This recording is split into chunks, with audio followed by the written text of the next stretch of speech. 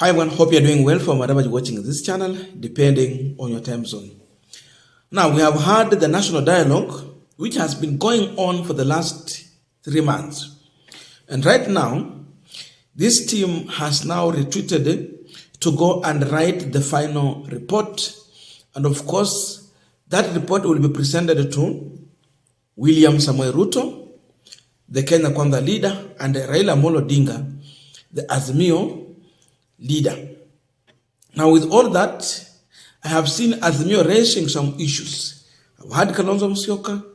Of course, Raila Odinga is strong on that he will not sign to this document if a solution to the cost of living is not included. Kalonzo was vocal on that, and that is Raila Odinga's position. Remember, it's only 2 people who are going to sign on these documents. Raila, Ruto. Now, with all this, I've seen some people reacting, Kenya Kwanza leaders. But I'm picking a speech from the community member of parliament, Didmus Barasa. If you listen to Barasa, it's a kind of saying that let us not take what Azimio is saying, but let us work for Kenyans, which end up showing that Didmus Barasa is finally agreeing with what Azimio is saying. There is no way you can talk of lowering cost of living if you don't listen to what Azimio is saying, which is also the people's voice that Azimio is representing. According to Didmus Barasa, he's telling William Samoei Ruto to go back to the document he signed when they had what they refer to as the economic charter. It was happening in different counties. At some point it was regions, but even they went down to counties. Check on UDA manifesto. What is Kenya Kwanza manifesto? Reflect on what they promised Kenyans.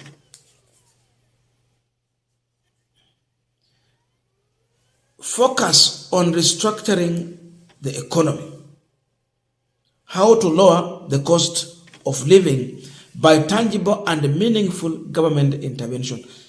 That is Didmus Barasa reaction to this and advice to William Samoei Ruto. If you listen to all this, what Azimio was just saying is one thing. Azimio was telling William Ruto, go back to your manifesto and serve Kenyans. Because like what Uhuru would say that Ruto was coming with the mdomo tam. It is true. So Azimio is telling Ruto just to do what you promise. Period. And Didmus Barasa is echoing this. Go back to UDA manifesto. Go back to Kenya Kwanza manifesto. Have tangible solution to Kenyans. Mimi ningependa kusema hivi na kuambia Rais William Ruto, yeye akitaka kufurahisha Wakenya aangalie documents ambazo walitia sahihi, the economic charters that he signed, aangalie the UDA and the Kenya Kwanza manifesto, aangalie nini ambayo tulikuwa tunaambia Wakenya tutawafanyia tukichukua hii serikali. Yes, but let us focus on how we are going to reconstruct our economy, how we are going to lower the cost of living by tangible and meaningful government interventions. Now we are continuing this Bangla discussion, but just a quick request for those who are watching and you have not subscribed, please consider subscribing. To our channel subscribers, master, thank you so much. And again to all our viewers, please give this video a thumbs up. Thank you so much, and back to this discussion. Now, Didmus is clear. In as much he was attempting to say that leave alone what Azimio is talking about, but focus or reflect on the promises you gave Kenyans during campaign. What you promise you can do for Kenyans once you take over power. You find that there is no way you can run away from what Azimio is saying, not unless if you are asking William Samoei Ruto to continue impoverishing Kenyans, to continue oppressing Kenyans. and to continue ignoring Kenyans. Not unless if you want to say so. But as long as you want to talk about Kenya Kwanza or UDA going back to their manifesto, focusing on their promises, then in that way you are in agreement with what Azimio is saying. But again, even what Azimio is saying, it is not their own idea or wish. What Azimio is saying is what took Kenyans to the street to demonstrate. Kenyans were on the street demonstrating because they discovered William Samoei Ruto is going against the promises he had given to them during campaign. He promised to lower the cost of living. He was asking questions about why fuel is cheap in Uganda, which depend on Kenya for importation of their fuel. Yet here in Kenya, the fuel is expensive. Those were the questions that Ruto was asking. So Kenyans were surprised. Why is this man going against his promises? And that is what angered them. That is what made the people in Mount Kenya and Rift Valley to join the mass action demanding for the lowering of the cost of living. That was the agenda number one. So Azimio is not bringing anything new here. Wanaambia Ruto, look here, just sign on the matter to do with the cost of living. Let it be in this document. We cannot discuss 3 months, then you come out and you want to expunge this from the document and you think that we will sign. We will not sign it. Didmus Barasa, Kalonzo and Raila are speaking same language. In as much Barasa would want to use diplomatic language, but the message is same.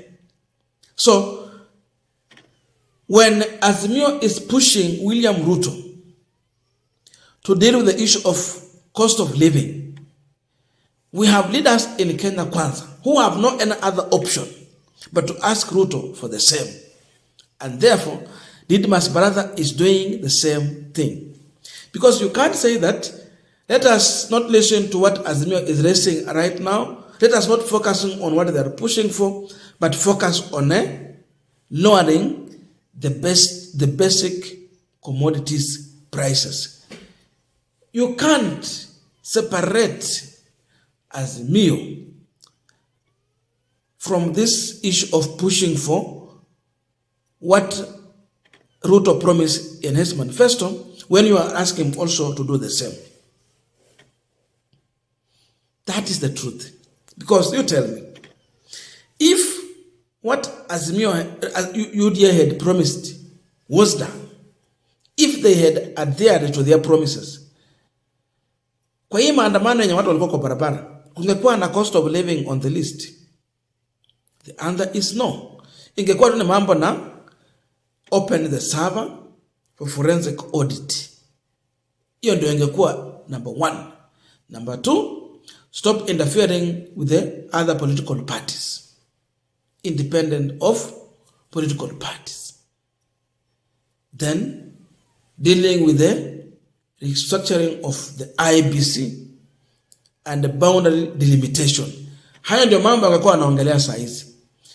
But there is one thing which is touching on everyone, and that is cost of living. So you cannot massage this thing in any way